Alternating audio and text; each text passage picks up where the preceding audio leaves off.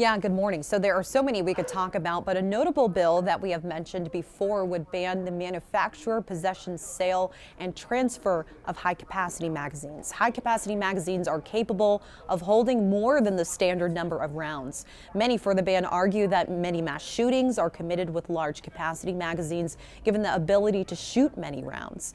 Gun law advocates, however, are suggesting more of a focus on mental health.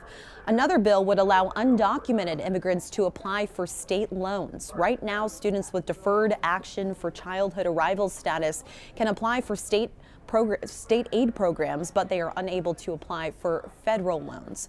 A third bill would make it a felony offense to threaten mass violence. Lawmakers say more than half of all mass shootings begin with some sort of verbal or written threats from the shooter. The punishment would be up to 5 years in prison, and law enforcement would be able to take any firearms or ammunition or a concealed carry permit they believe could be a threat. So those are the bills that have until tonight to pass in their chambers. A few bills that have already passed in their original chambers include one that would reduce the punishment for the intentional transmission of HIV from a felony to a misdemeanor. Another that has passed would expand free lunches to all students at schools with a high percentage of low-income students.